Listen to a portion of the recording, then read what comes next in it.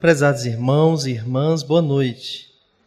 É uma satisfação estarmos de volta a essa tribuna, ambiente mediúnico pelo qual temos profundo respeito e com o qual nos afinizamos bastante pela proposta. Antes de adentrar no tema, eu gostaria de chamar a atenção de todos os irmãos de que iniciamos setembro e em todo o país, na verdade em todo o mundo, discute-se a temática do suicídio, atribuindo a este mês a campanha Setembro Amarelo. Os senhores viram ali no corredor principal de nossa casa alguns cartazes que foram produzidos hoje pela manhã pelas turmas de evangelização da infância. As crianças, junto com as professoras, fizeram. Domingo que vem, dia 10, que é o Dia Mundial de Combate e Prevenção ao Suicídio, a turma da evangelização sairá pelas ruas, vão até o cruzamento da Pinheiro Machado com a Caramuru, onde tem ali o mercado. Eles estarão lá com essas faixas, distribuindo mensagens. Hoje, uma turma já percorreu aqui os arredores do centro, e as informações que nos chegaram é que foi uma atividade de muita emoção. As pessoas ficaram tão emocionadas de ver as crianças, porque eram elas quem falavam. Frases simples: viver vale a pena, falar é a melhor opção, que é, por exemplo, um dos bordões da campanha. E, segundo o relato dos evangelizadores, pessoas até choraram de emoção com algumas falas que as crianças fizeram nessas casas. Algo de muito valor. Todas as casas espíritas do país estão realizando suas palestras voltadas para esse assunto. Aquelas instituições espíritas que têm atividades com crianças, jovens, adultos, os grupos de arte, as atividades de unificação do movimento estão voltados para esse assunto.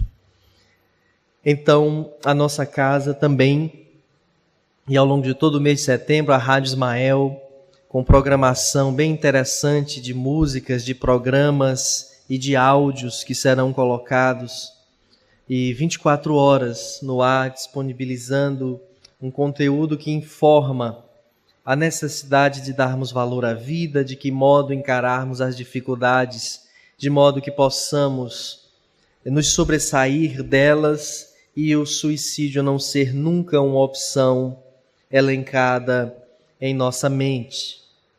Então, nas redes sociais, que os amigos tiverem, em conversa com seus familiares, com seus amigos na sociedade, vamos falar sobre esse assunto, vamos pesquisar juntos, vamos compartilhar aquilo que enaltece a vida, aquilo que estimula as pessoas a se superarem, a crescer e a desenvolverem-se espiritualmente. Com isso, nós estaremos contribuindo para essa campanha. Nesse mês, o Caridade e Fé alternou a temática das suas palestras. Como os senhores sabem, nós temos na quinta e no domingo.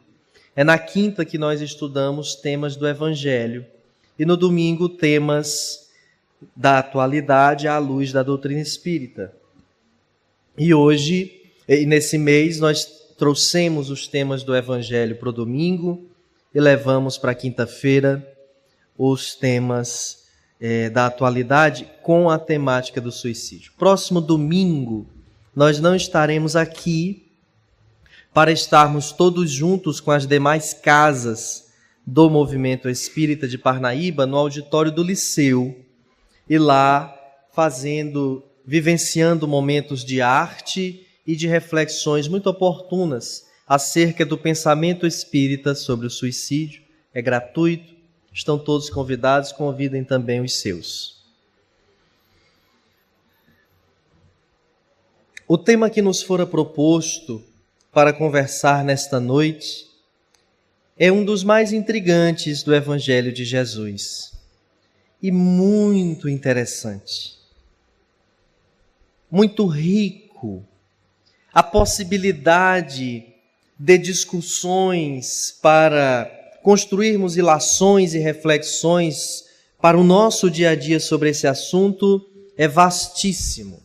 Dar-se-á àquele que tem, ainda fazendo parte do capítulo 18 do Evangelho segundo o Espiritismo, muitos os chamados e poucos os escolhidos, que é o tema central desse capítulo, que o Kardec assim organizou.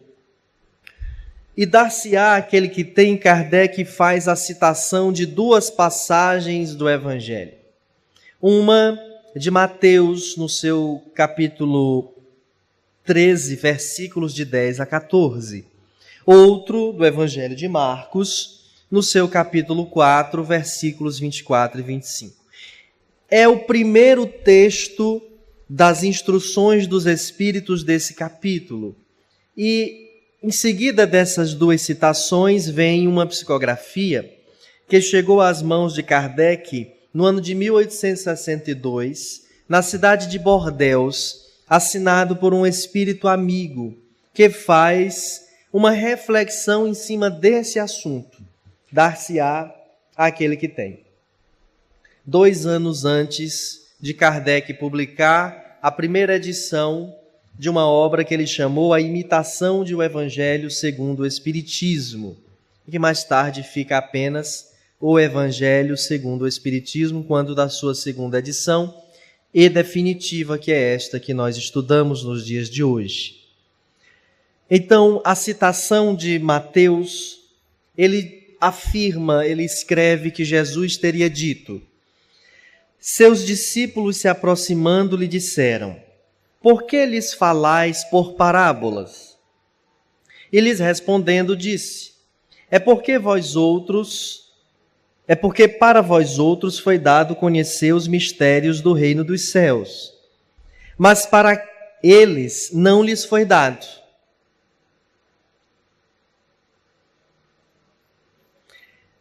Porque a todo aquele que já tem, se lhe dará ainda, e estará na abundância. Mas para aquele que não tem, se lhe tirará mesmo o que tem. Por isso eu lhes falo por parábolas, porque vendo, eles não veem, e escutando, não ouvem, nem compreendem. E a profecia de Isaías se cumpre neles quando disse: escutareis com os vossos ouvidos e não ouvireis, olhareis com os vossos olhos e não vereis. Olha, é porque para vós outros foi dado conhecer os mistérios do reino dos céus, mas para eles não lhes foi dado. Quando nós estamos num curso de licenciatura plena, de qualquer área, história, geografia, biologia, nos é dito, nos é informado por que certos assuntos dizem respeito àquela disciplina, são estudados por ela. Por que devem ser ensinadas às crianças, a partir da série tal, esses conteúdos, de série X, esses outros conteúdos? É apresentada uma série de teorias advindas de pesquisas de homens e mulheres da área que apontam o porquê que é necessário fazer desta forma e não daquela outra, porquê que é importante priorizar isto e não aquilo, e etc. Quando nós concluímos o curso de licenciatura e vamos à sala de aula, nós explicamos aquele assunto, a sua importância, como é que nós devemos compreendê-lo, conceituá-lo, de que forma nós vamos manipular aquela informação e o valor daquela informação para a nossa vida, para o nosso dia a dia. Mas não dizemos necessariamente por que aquele conteúdo está elencado naquela disciplina e naquela série, e não outro conteúdo e tal, porque a eles não lhes seria necessário conhecer isso, porque não entenderiam. E ao invés de entenderem o mais necessário, nem isso eles entenderiam. Eu com isso quero fazer uma analogia com o que Jesus disse. Por que ele falava por parábolas? Porque era a primeira vez que a humanidade ouvia falar e sentir nessa magnitude o amor. Era a primeira vez que a comunidade era convidada a agir reformando-se intimamente, a fazer o bem porque devemos fazer o bem, e não apenas para obedecer uma lei, porque uma vez infringindo-a, incorreríamos em pena de morte, em apedrejamento, em expulsão, ou seja, que sanção fosse. Era a primeira vez que o mundo via, percebia, ouvia e mais que isso, sentia a energia sublime do amor. Que a nossa poetisa, fundadora desta casa, certa feita, disse em breves versos: o amor é a essência da vida. Com o amor somos fortes e sadios. O amor faz crescer e florescer. Foi para amar que nós viemos para cá. Mas para amar, temos que nos preparar. Afastar a maldade e o egoísmo, que é contra este princípio salutar que nos dá alegria e bem-estar. Maria Dolores, que só faz esse verso, esse poema, depois de compreender o Evangelho de Jesus, de que a maior lei é a lei de amor, de que o seu desdobramento, a sua aplicação é a caridade. É o caminho, o meio mais seguro. Jesus fez-se caridade. E Kardec explica, através dos espíritos superiores, que a caridade é fazer o bem para qualquer pessoa, é ser indulgente com as imperfeições de qualquer pessoa e, sobretudo, numa plataforma ascensional, perdoar as ofensas, sejam elas quais forem, na medida das nossas condições espirituais.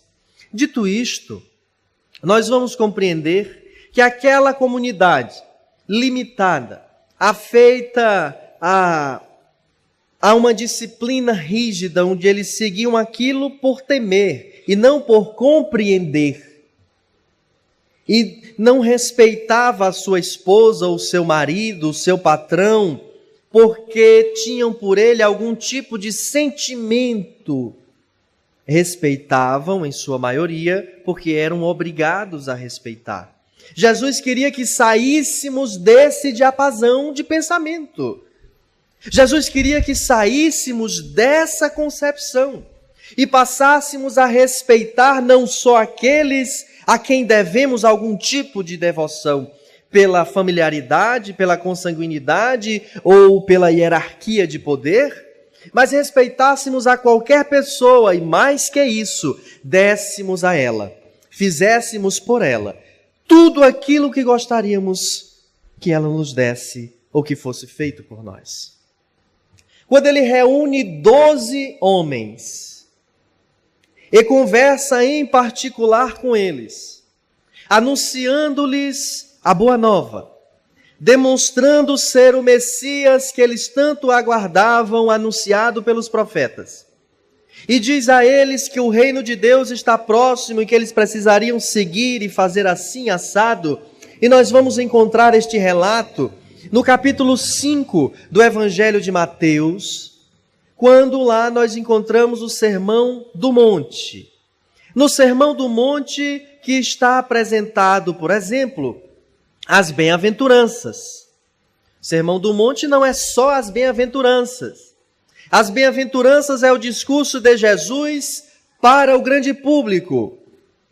Mas tem um trecho do Sermão do Monte onde ele volta-se para os seus discípulos e para os seus apóstolos. Ele teve inúmeras conversas em particular com esses apóstolos. Então estes eram homens que estavam no curso de licenciatura. Esses eram homens que já tinham no seu íntimo uma vontade de serem melhores, faltava-lhes o ensinamento. Jesus identificou isso em seus espíritos, não obstante a cultura de alguns deles fosse ainda muito tacanha, se comparada aos grandes saberes da humanidade, mas percebia ali espíritos que eram de pessoas boas, de pessoas que queriam ser melhores. Faltava só quem lhes direcionasse. Jesus seleciona aqueles, diz a eles o porquê das coisas e os convida a serem pedagogos, e os convida a serem licenciados, homens que iriam a todos os lugares a apresentar o Evangelho, dizendo na linguagem lúdica, dizendo no nível de compreensão que aquelas turmas da infância, de Fundamental 1, precisavam ouvir. E é por isso que Jesus, para as turmas, falava por parábolas. Ele é perguntado quem é o meu próximo. E ele lhe narra uma parábola para, através de um método de um antecessor seu, que foi Sócrates, utilizando um instrumento de fazer o outro pensar, conta-lhe uma história e devolve-lhe a pergunta: quem te parece ser o próximo daquele que estava caído? E o interlocutor lhe diz que fora o samaritano. Na verdade, nem pronuncia o samaritano porque era preconceituoso. Foi aquele que agiu de caridade para com o adoentado. Jesus lhe diz: vai tu e faz o mesmo. Entende? Vai explicar para a criança, seja uma letra ou uma palavra, dizendo: essa é a palavra carro e ela se escreve assim. E mande ela cobrir os pontilhados. Passe a manhã toda fazendo isso. Ao final da manhã, ela pode até ter feito tudo o que você mandou, respondido o que você perguntou, mas ela não internalizou. É por isso a musiquinha do carro. É por isso o destaque para a letra C. É por isso primeiro as letras e depois as palavras. As sílabas, depois as palavras. É preciso pintar o carro. É preciso conversar com ela sobre o carro que o pai dela tem ou sobre o carro que ela já andou. O tamanho dos carros. E ali transversalmente discutir vários outros assuntos que partem para o conteúdo atitudinal da criança, comportamental, falar do trânsito, o tamanho das coisas, a diferença do que é grande, do que é pequeno. Assim é para aqueles que ainda não conseguem sentir. É preciso apresentar o Evangelho de Jesus a partir das histórias que eles tenham condição de compreender, e por isso Jesus usava personagens, usava a ambientação mediante a cultura daquelas pessoas. O semeador saiu a semear. O senhor da vinha. E etc. Agora, por que Jesus diz dar-se-á àquele que tem?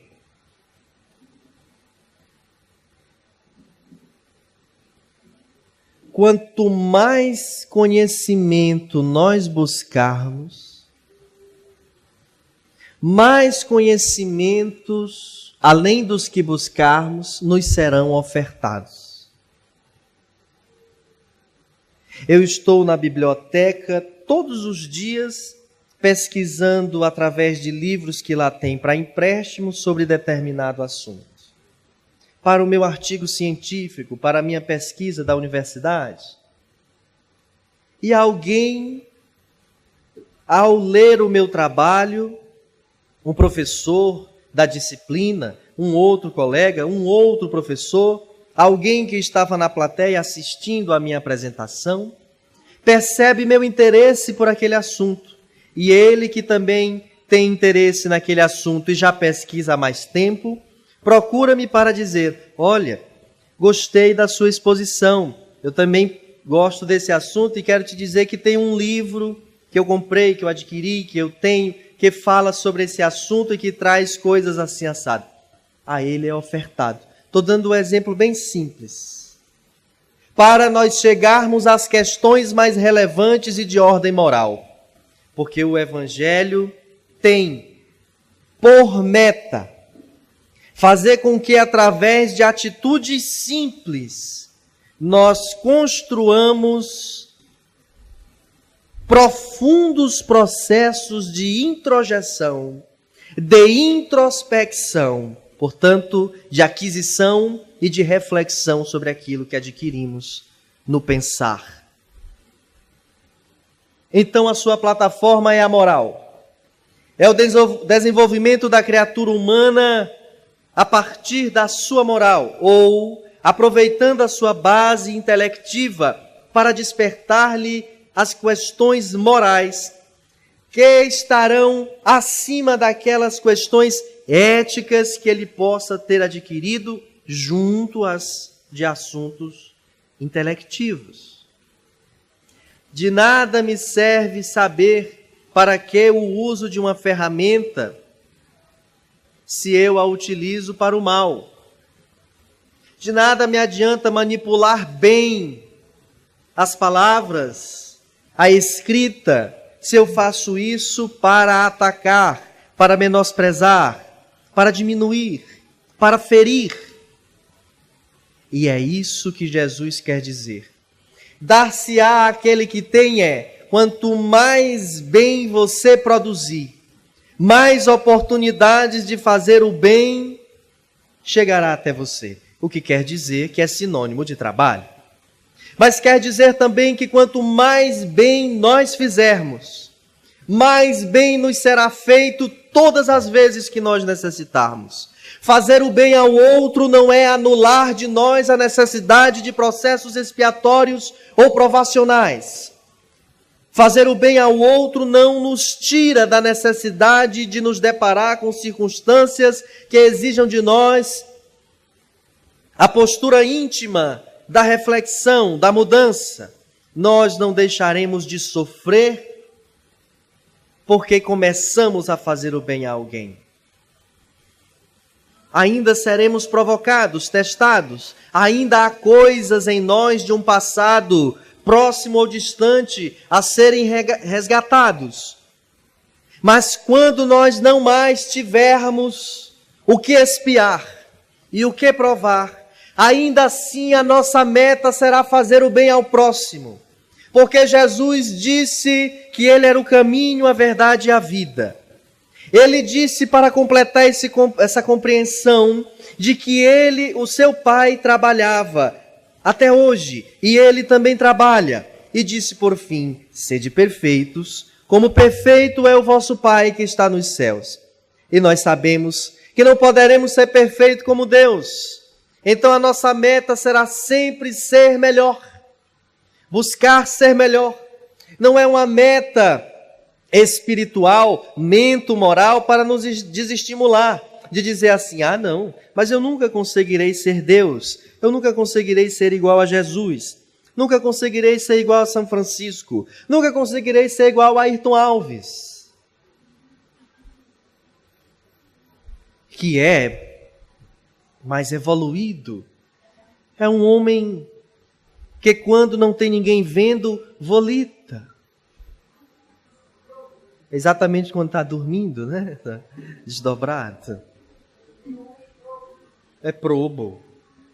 Não era, mas agora é. Custou caro. Aí agora que né? De vez em quando se maldiz assim, mas meu Deus, eu tenho feito tudo tão certo. Mas não fazia, está fazendo certo agora. E por isso o testemunho, por isso o resgate, por isso a necessidade da observação. Aí, o Kardec, que é uma das figuras mais inteligentes que a humanidade já recebeu, faz outra citação, que é a de Marcos, dando o mesmo sentido, mas trazendo conteúdo novo. E diz assim, prestai bem atenção naquilo que ouvis. Esse é o primeiro ensinamento. Olha, essa frase não pode ser desprezada por nós. Prestai bem atenção naquilo que ouvis. Nós temos ouvido tanta coisa. Temos dado atenção?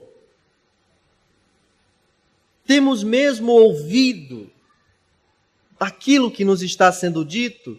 Ou nós estamos apenas ocupando as cadeiras da casa espírita, das eclésias várias, sem pensar sobre aquilo, sem dar atenção? Porque dar atenção àquilo é reparar se o que está sendo dito está certo ou está errado, se o que está sendo dito me é novo, se o que está sendo dito me é uma informação que eu já sabia, mas que eu nunca observei se eu a faço ou não. Porque se servirá para convosco da mesma medida da qual vos virdes para com os outros, e vos será dado ainda mais.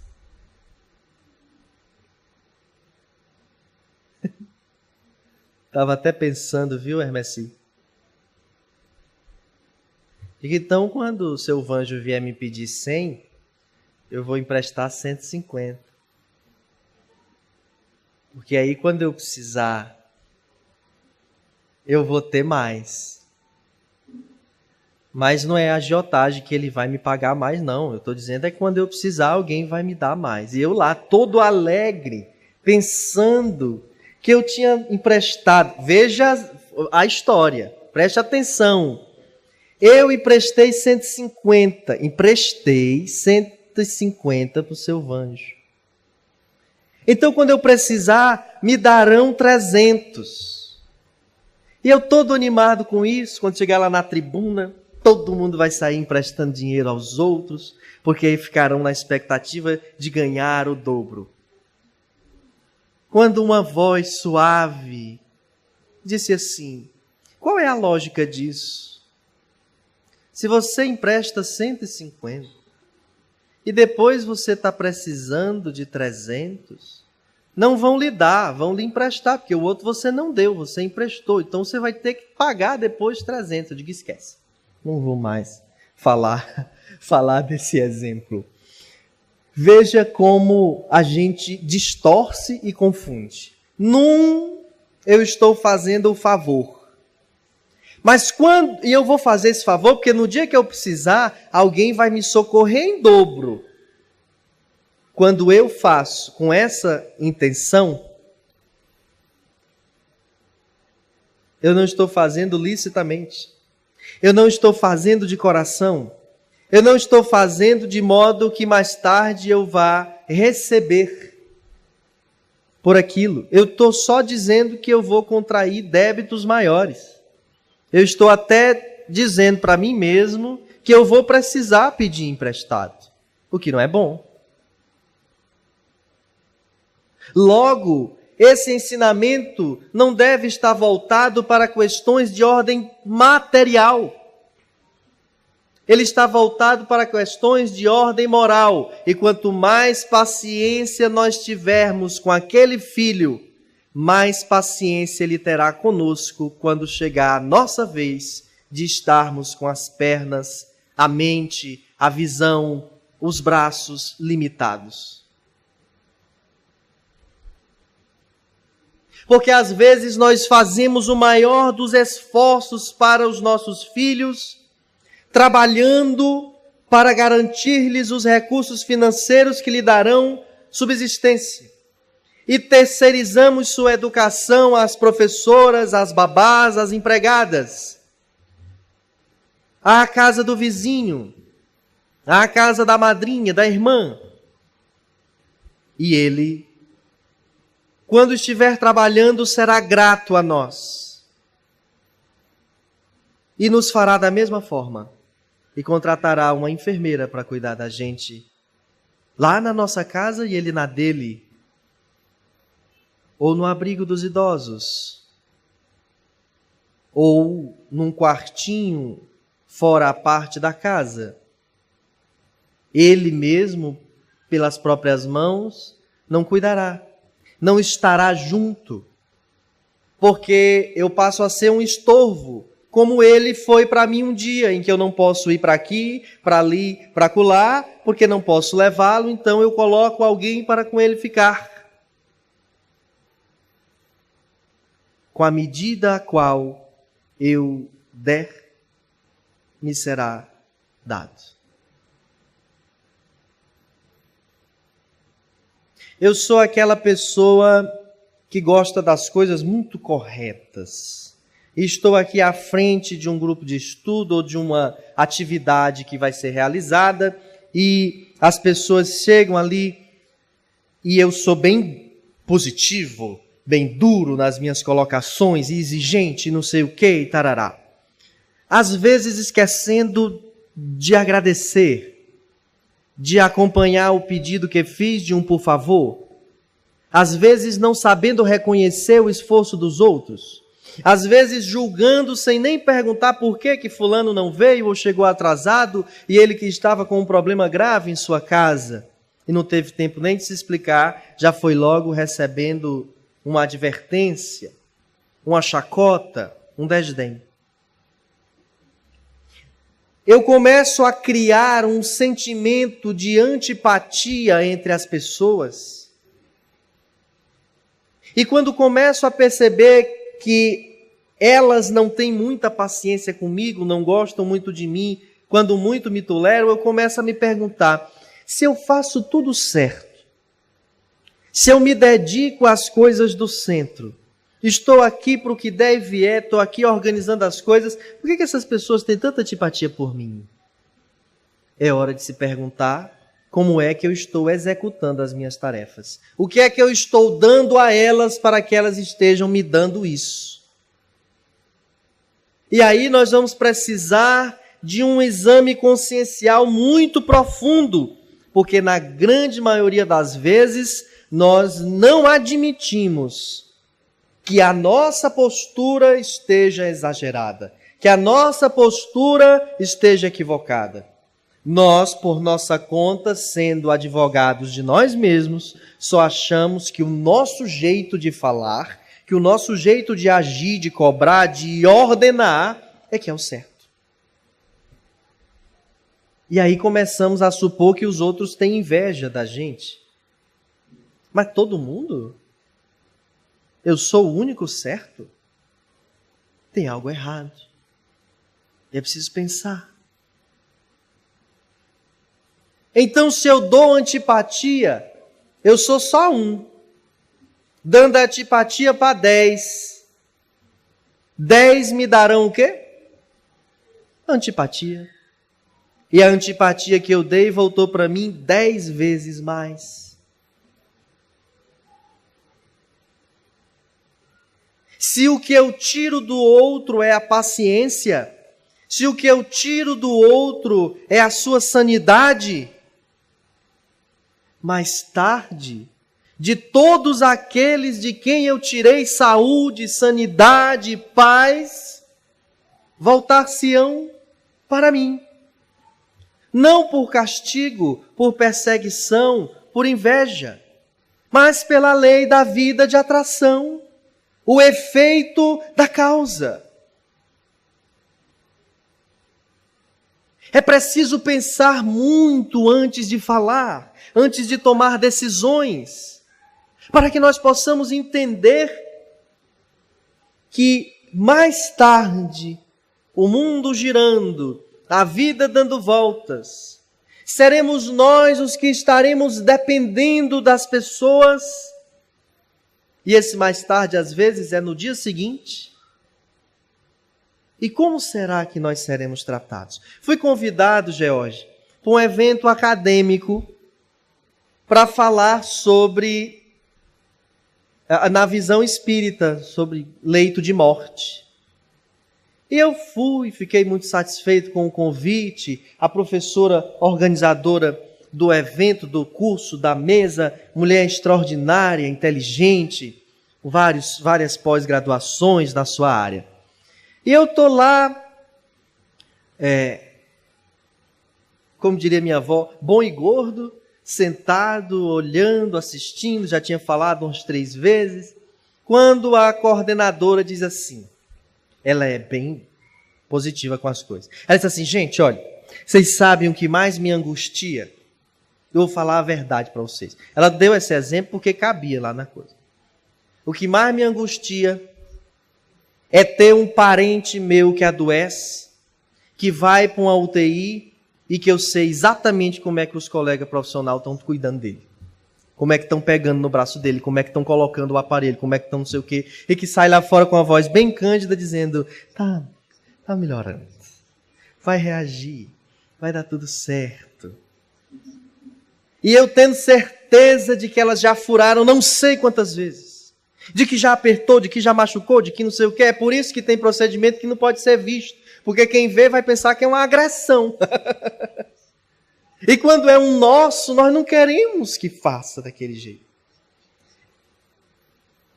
Eu ia para as vacinas do Valdizinho e olhava muito, mas umas 300 vezes para a cara da mulherzinha que ia aplicar a injeção. E olhava para ela, Se ela tivesse assim uma expressão, sabe? Mas digo, não, senhora. A senhora não vai aplicar a injeção. Porque senão a senhora pega a injeção dele. Não, tenha calma. Então eu olhava, sorria, dava bom dia, puxava assunto para ver qual era da criatura, né? Aí ela olhava para o Valdir e se deleitava. Não podia se deleitar comigo. Simone estava do lado. Deleitava-se com o Valdir. Eram duas lindezas, né? Por isso que eu estou falando do deleite. Então, ela aplicava com muito carinho, o Valdir chorava porque se assustava ali daquela furada, mas não fazia escândalo. Puxou para mim nisso, né? Tem umas coisas que ele puxou para a mãe dele, normalmente são as coisas ruins, mas entendam, a vida é isso, né? Mas o fato é que quando aquela mulher me falou aquilo, eu fiquei pensando, valhei-me Nossa Senhora, o que é que ela está dizendo? Porque lá na hora eles estavam falando, uma outra senhora que é da mesma área, ela estava dizendo que ainda falta muito de humanização no trato com o outro. Em todas as profissões, em todos os segmentos, até naqueles em que a gente chega como aquele que vai pagar. E o vendedor nos trata como se nós estivéssemos indo ali pedindo um favor, e ele está nos dando aquilo e nos trata com muita grosseria.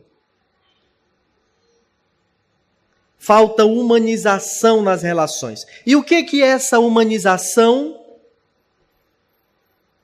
É justamente pensar sobre o que fazemos pelo outro.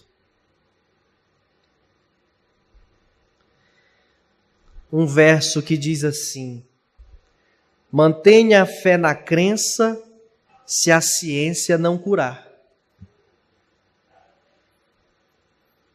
E eu me lembrei de uma senhora, quando estávamos visitando a UTI do Hospital Estadual de Seu Arco Verde, para ministrar o passe numa senhora que nos foi solicitada, e ela estava eu e a doutora Janine. Então ela olhou, ficou muito satisfeita porque viu a doutora Janine. E disse assim, o que a senhora anda fazendo?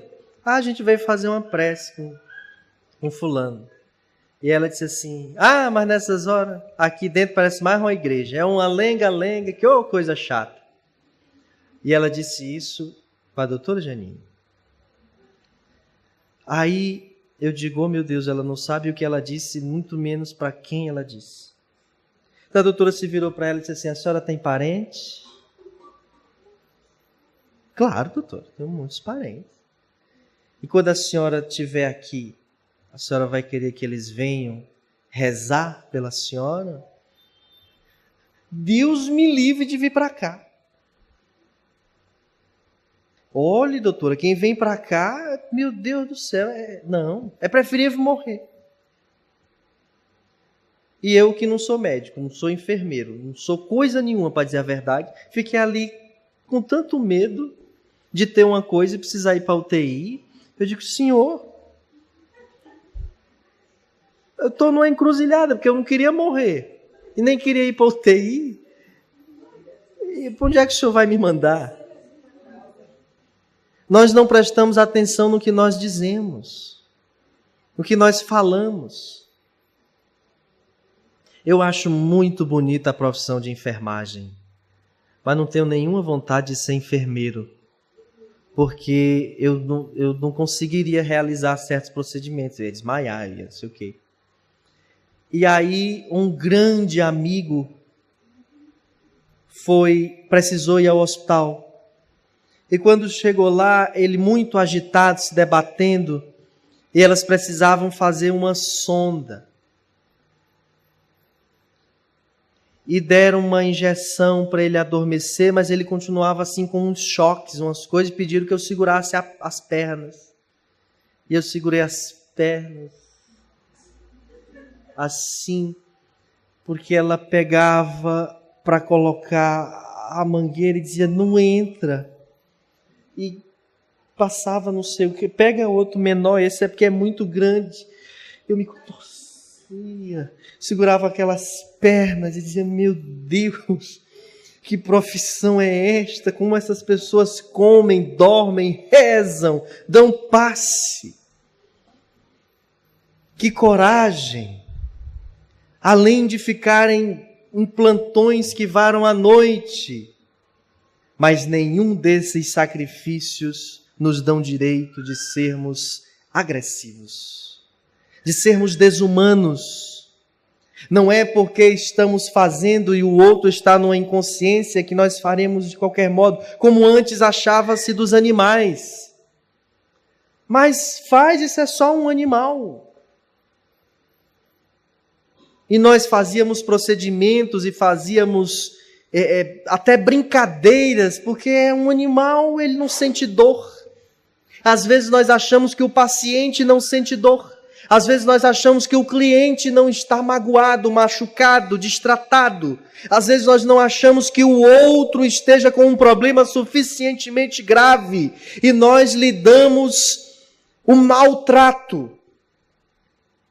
Passam-se os tempos e nós fazendo tudo corretamente enquanto cidadão, enquanto pai de família, honesto, que paga imposto, mas num momento de grande necessidade acontece conosco de agressão dos outros e nós não sabemos por quê. É que nós demos essa agressão. Mas mais do que nos preocuparmos numa visão de pessoalidade, nós pensarmos nisso numa visão de coletividade. Nós vamos ajudando a aumentar, a fixar, a se manter culturas que são contrárias ao princípio de humanização, de humanidade. Só porque existem regras, nós queremos nos sobrepor aos outros. Só porque somos os que estamos deste lado do birô, nós queremos manipular o tempo, ordenar. Só porque somos os que detemos a chave que vai abrir, que vai permitir, que vai facilitar, nós nos sentimos momentaneamente com poder. E só replicamos aquilo que todos aqueles que chegaram ao poder e se equivocaram fizeram. O que não quer dizer que todos os que vão ao poder se equivocam. Nós vamos só fazendo com que essa cultura aconteça, com que essa cultura se prolifere, com que ela se mantenha. Nós precisamos implantar a cultura do bem. Nós precisamos implantar a cultura da paz nas relações. E para isso, preciso é que nós adotemos uma série de comportamentos diferentes do que temos adotado. Ah, Samuel, a gente dá bom dia, a pessoa não responde. Não misture as coisas. Você tem que fazer o que é certo. Você não tem que fazer esperando que alguém responda ao seu ato. Nós temos que fazer o que tem que ser feito. Aquele esclarecimento de que o que é certo mesmo que ninguém esteja fazendo. E o que é errado continuará errado mesmo que todos estejam fazendo. E toda vez que eu me valer do errado, será o errado do qual eu terei que me servir mais tarde.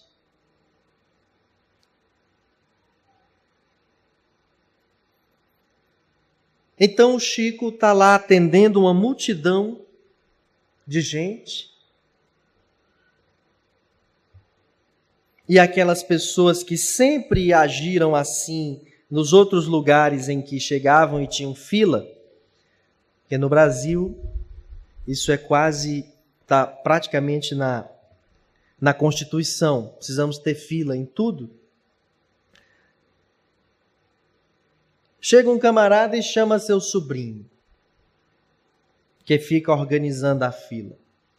Rapaz, pega aqui um trocado para ajudar no chá, nas coisas, mas vê lá o que pode fazer para eu ser atendido logo. E ele recebe de um, que recebe de outro, que recebe de mais outro. Pensa que não, ele estava com um emprego. Mas aí o Chico trabalhava como médium, dando de graça o que de graça tinha recebido. Ele não via, mas os espíritos viam e diziam para ele. E o Chico chamou este sobrinho e lhe tirou dessa função. Quando o sobrinho viu-se sem aqueles rendimentos extras, irado, revoltado, sem admitir a acusação, vai à imprensa dizer que ajudava seu tio na construção das psicografias, que ia lá fora perguntar às pessoas, entrevistar nomes, saber detalhes de suas vidas, informava o Chico e o Chico transcrevia para o papel, mas que ele não recebia espírito, coisa nenhuma. Uma bomba. A imprensa, que nunca gostou dessas coisas, caiu para cima de Chico. E mais tarde vai este sobrinho precisar das coisas, da vida, dos serviços que podem lhe salvar. E o que ele vai precisar fazer para poder ter direito, acesso, para ser mais rápido? Tem que pagar. Só que pagava quem podia. E ele não podia. Sabe qual é o nome dele? Alguém sabe aqui o nome desse sobrinho? Mas alguém sabe quem é o Chico? Pois é. Essa é a diferença. O nome do juiz da sentença de Sócrates? Não sabemos. Mas Sócrates, sabemos quem é. Todo o bem que fizermos, diz-nos Chico, será o nosso cartão de visita onde quer que formos. Mas atenção, o mal também. Todo o mal que fizermos será nosso cartão de visita por onde quer que formos. E o Emmanuel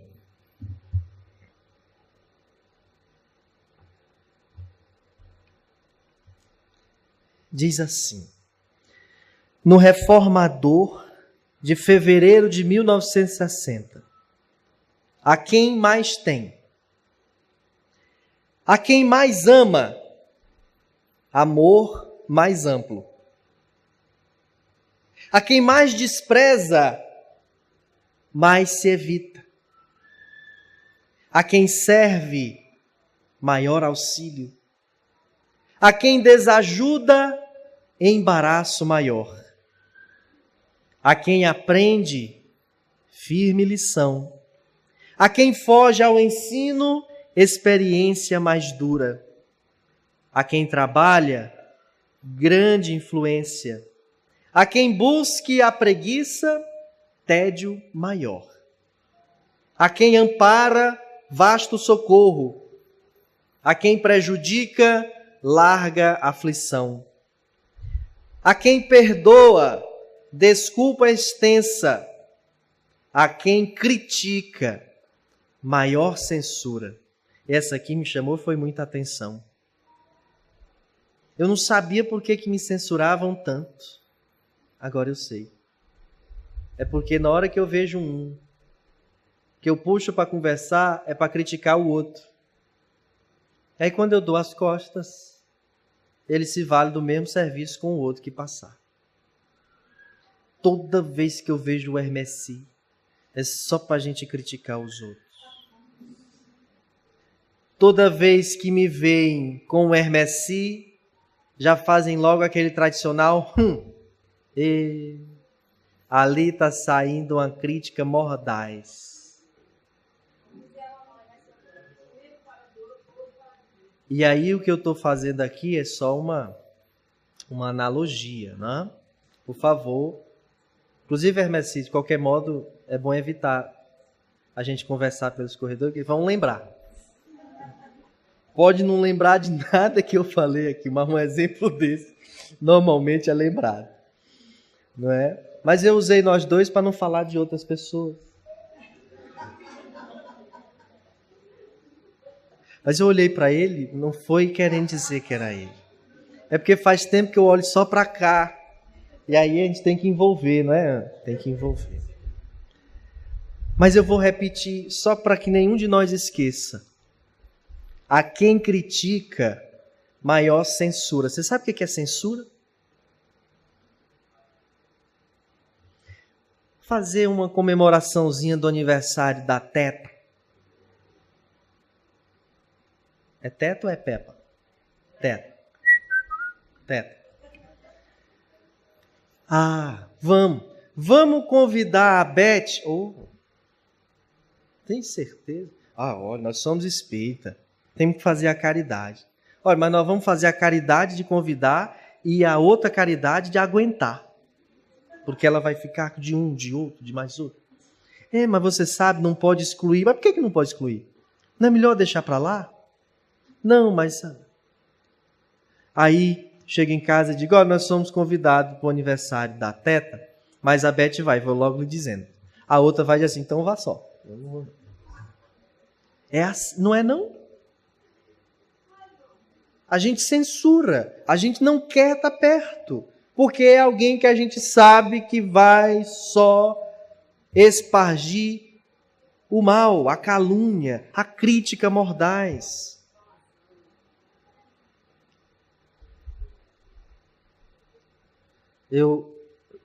De novo, é só uma suposição. Falei da Beth para não falar de outras pessoas. A quem tenha razão, mais direito. A quem escasseie o direito, mais compromisso. A quem desanime, sombra envolvente. A quem persista, luz de esperança. De quem se lembra, memória pronta. A quem esquece, total ouvido. A quem adoça, mel na passagem. A quem amarga, fel no caminho. Quem planta, recolhe segundo a sementeira. Recebemos por isso em maior porção daquilo que mais dermos. Eis porque nos disse o Senhor, a quem mais tem, mais se lhe dará. Porquanto de tudo o que entregarmos à existência, receberemos de volta em medida cheia e recalcada. Mas aí ele disse que quem mais tem, mais se lhe dará. E quem não tem, até o que não tem, ou o pouco que tem, lhe será tirado. O Emmanuel escreveu no Reformador, em agosto de 54, antes, portanto, do texto outro que lemos. menos e mais. Quanto menos trabalho, mais preguiça. Quanto menos esforço, mais estagnação. Ou seja, quanto menos se esforça, menos consegue. Ou seja, até aquilo que tinha vai sendo tirado. Vai deixando de ter chance. Vai sendo transferido para quem quer, para quem busca. Uma vez eu fiz uma dinâmica na empresa com uma caixa de chocolate. Você já estava lá, minha filha? Estava não, foi lá no laboratório. E eu disse assim, você também não estava não. Eu disse assim, quem quer essa caixa de chocolate? Aí, eu. De novo, quem quer essa caixa de chocolate? Eu. A maioria era mulher, só tinham 2 homens. Eu e o outro. Que não era esse, era outro visitador. E eu digo, eu vou perguntar de novo. Quem quer essa caixa de chocolate? O rapaz se levantou e disse, eu. Se levantou e pegou da minha mão. Depois pronto, tá aqui a sua. Como que a gente quer, mas a gente fica sentado? Eu não já estou perguntando quem quer, então eu estou ofertando. A vida todos os dias, quando nós temos a oportunidade de acordar, abrir os olhos, perceber que nosso corpo está funcionando normal, a mente, mas está, do jeito que nós somos. Estamos vendo o sol, estamos com liberdade de ir e vir, estão nos ofertando vida, estão nos dizendo, eis aqui vida com abundância. Vai, faze o que achar de melhor. Cresce. Mas nós cruzamos o braço algumas vezes, ou na mais das vezes, e achamos que a oportunidade tinha que chegar já com tudo pronto. É isso que ele quer dizer. Ora, eu já não tenho muito, não me esforço, eu vou ficando cada vez com menos. Com menos tempo, com menos saúde, com menos disposição, com menos influência, com menos amigos, com menos meios de ação. Não é que Deus vai tirar aquilo que Ele já deu. Ele é Pai. Mas nós vamos perder pelas próprias mãos, porque o tempo está passando.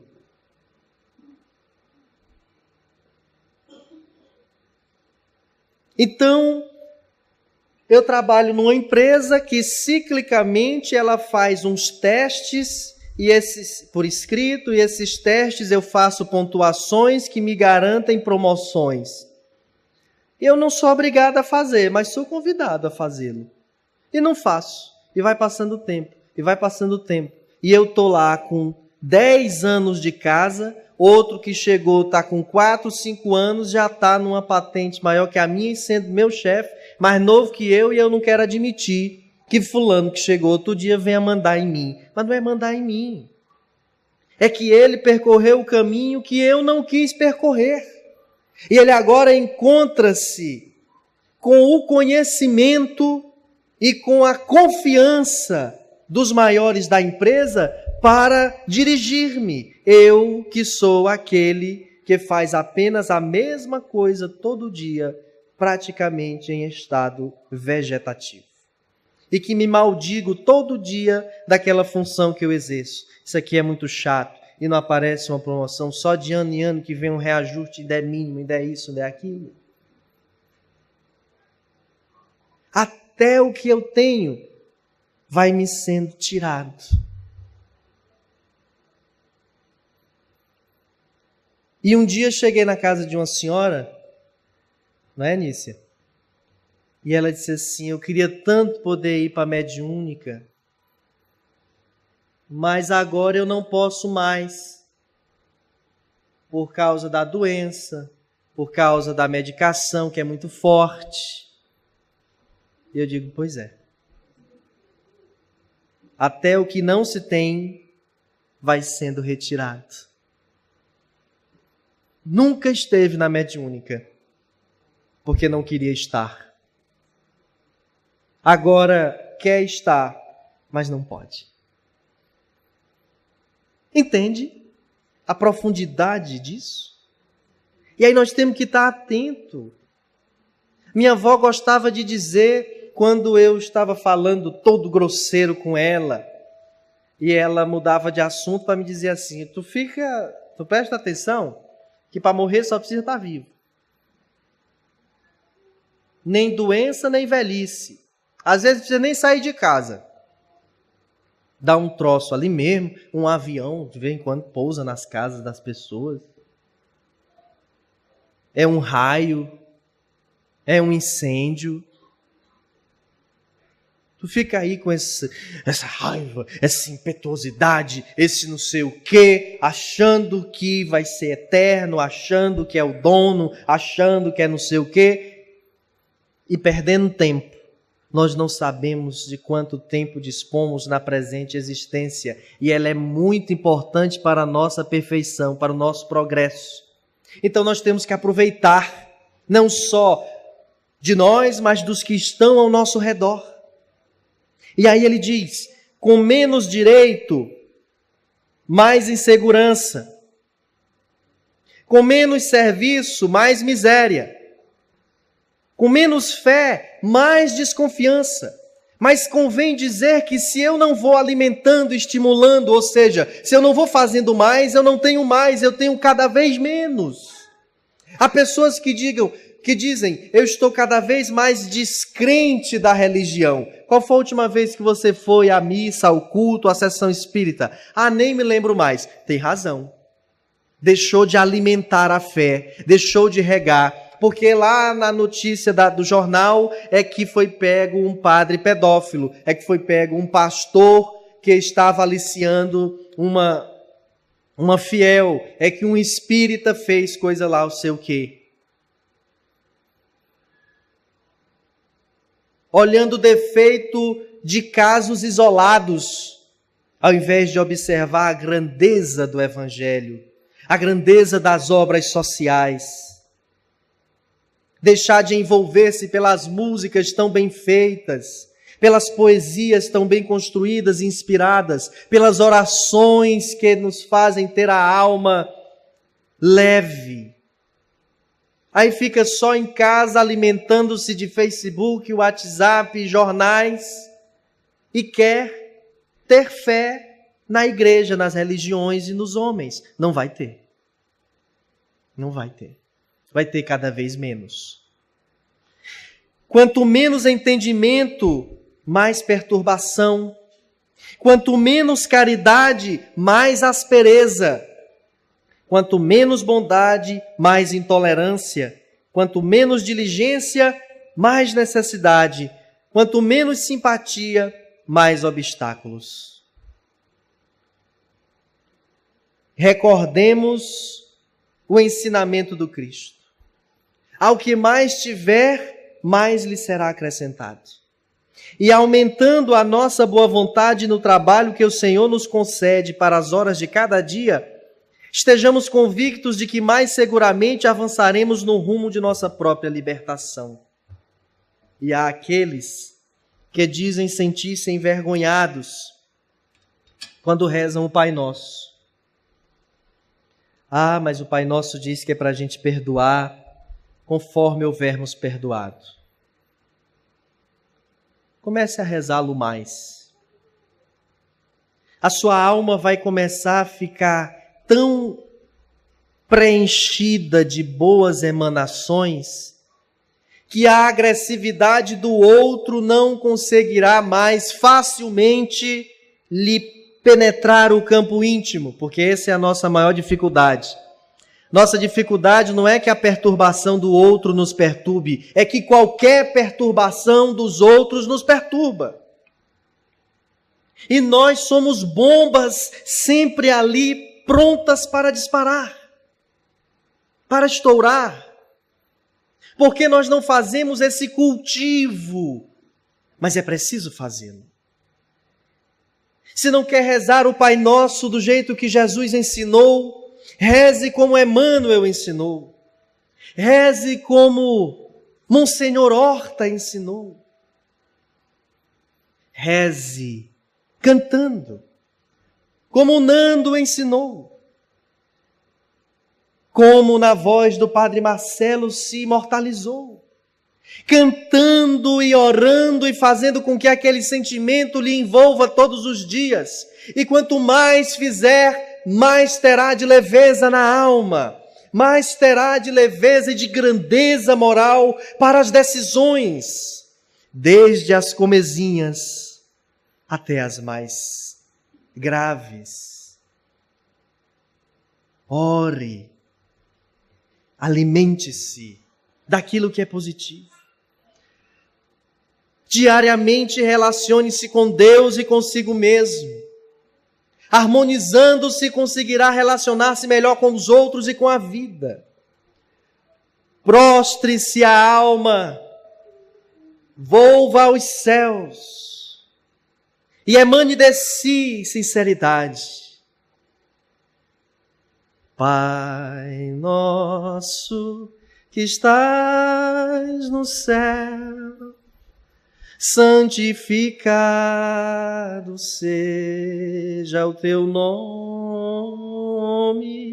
e venha a nós o teu reino, e seja feita a tua vontade.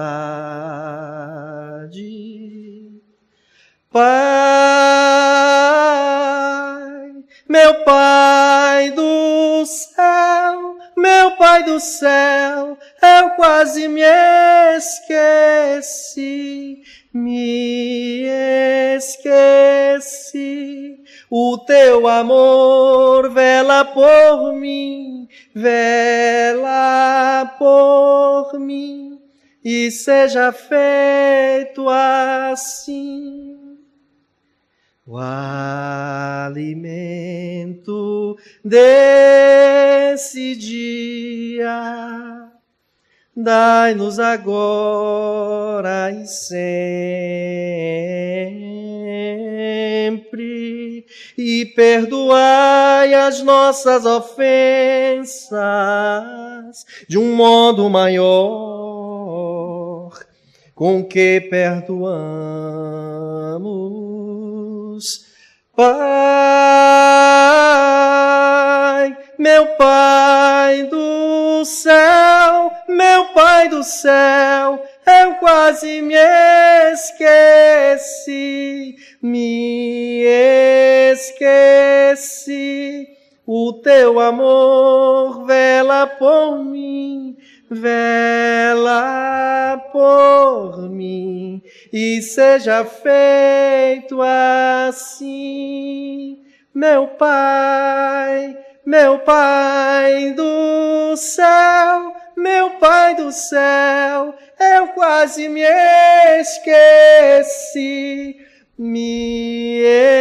esqueci. O teu amor vela por mim, e seja feito assim.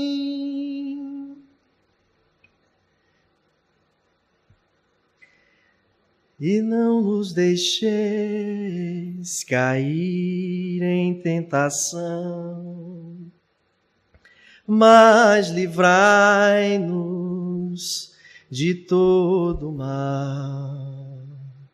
Laia, la, laia, la.